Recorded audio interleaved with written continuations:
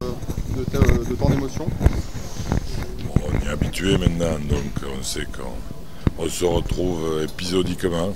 Donc on est dans la phase où chacun va reprendre sa vie familiale, ses petites habitudes. Et puis voilà, et puis dans un mois on se retrouve pour faire 2 matchs amicaux. Donc voilà, on a l'habitude de ces moments où on se retrouve et de ces moments où on se sépare. Donc on se retrouve avec autant de plaisir. Merci. Qu'est-ce que vous retenez, Claude, particulièrement de ce titre? Oh, ben c'est la conclusion d'une aventure à nouveau belle et compliquée. Donc à chaque fois on essaie de trouver la solution. Il y a eu pas mal de pépins, pas mal de soucis, beaucoup de difficultés, mais encore une fois des gens disponibles et déterminés.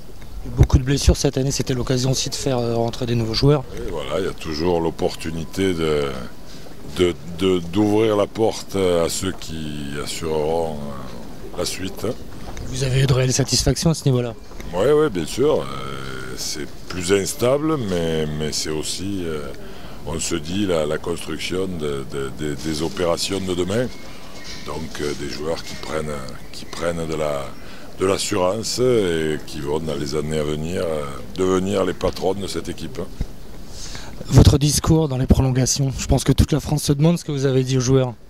Oh, vous savez, on ne se dit pas grand-chose à ce moment-là parce que je crois qu'on a aussi notre part de doute. Et je crois qu'il n'y avait pas beaucoup de mots parce que tout le monde sentait bien que ça pouvait être le début de la fin aussi. Hein. Donc on essaie de se reconcentrer, on essaie de trouver quelques solutions à apporter et retrouver un peu je dirais, de calme surtout, parce qu'il en faut, il faut revenir de manière très lucide sur le début de ces prolongations.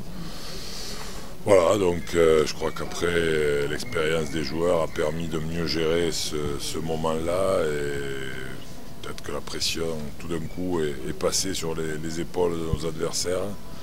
Étonnamment, ils vous ont laissé l'engagement à la reprise des prolongations. Qu'est-ce que vous en pensez? Je pense que ils ont commis une grosse erreur. Ouais. Je pense que c'était une grosse erreur et je suis même étonné qu'on puisse faire des erreurs. Enfin des erreurs. Je ne sais pas qu'est-ce qui s'est passé dans la tête de celui qui a pris la décision, mais d'évidence, il nous a donné l'opportunité de faire la course en tête. Je crois qu'ils n'ont pas supporté la pression justement dans ces moments-là de devoir poursuivre et pratiquement à chaque fois avoir des ballons qui devenaient trop importants. Vous avez été reçu en triomphe à Paris, même si je suppose que vous aimeriez encore une médiatisation plus importante. Oh non, vous savez, moi je suis tout à fait satisfait de ce.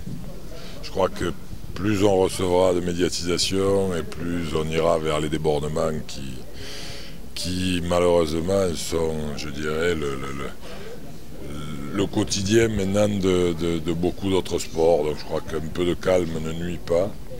Ça permet de travailler dans de bonnes conditions, ça permet de relativiser ce qui vous arrive. Je crois que la médiatisation du handball est aujourd'hui importante au regard d'autres sports qui sont beaucoup moins en vue.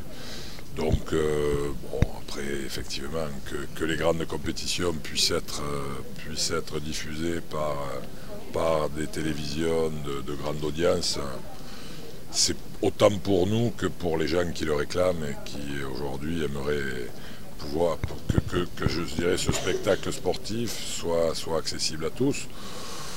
Mais sinon, je crois que je dirais le sort qui nous est proposé, et moi ça me va très bien. Et encore une fois, dans l'excès, le trop génère toujours des conséquences néfastes. Donc, de temps en temps, un peu d'ombre ne fait pas de mal. Même au niveau du championnat? Le championnat, je pense qu'il faut qu'il grandisse et que le spectacle qu'il propose devienne un spectacle de qualité, régulier, avec une dramatique et une histoire à raconter qui soit passionnante.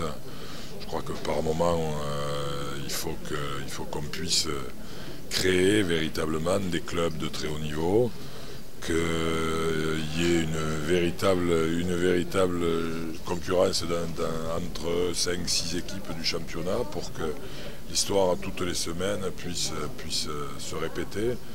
Là, je pense que l'histoire n'est pas belle parce qu'elle est prévisible. Et donc, je crois que les audiences sont insuffisantes. Donc, je crois qu'il faut arriver à construire 5-6 clubs de haut niveau et véritablement que le championnat soit le prolongement de l'aventure de l'équipe de France. Et à partir de là, on aura une histoire de handball qui se racontera toutes les semaines. Forcément plus intéressant qu'une fois par an. Pour ça, il faudra pouvoir garder les très bons joueurs en France.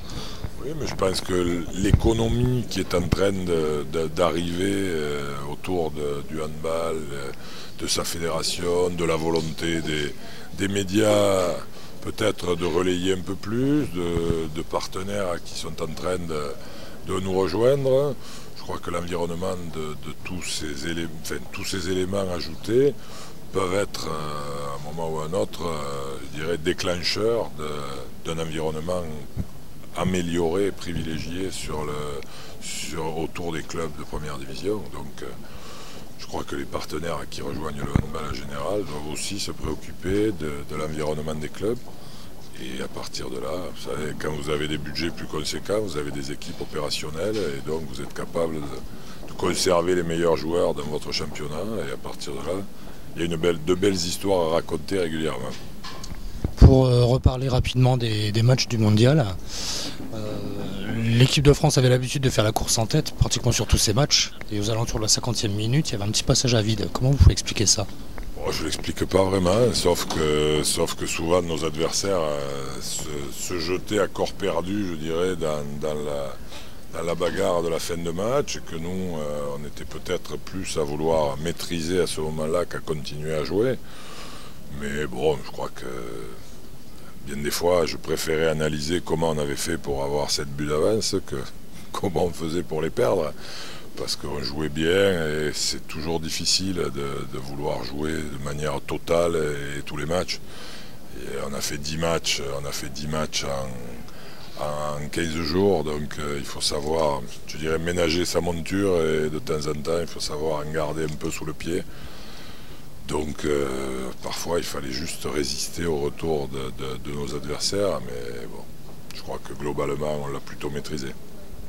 D'ailleurs, au niveau de la finale, beaucoup de joueurs ont dit qu'ils avaient quand même les jambes lourdes. C'était le dernier match.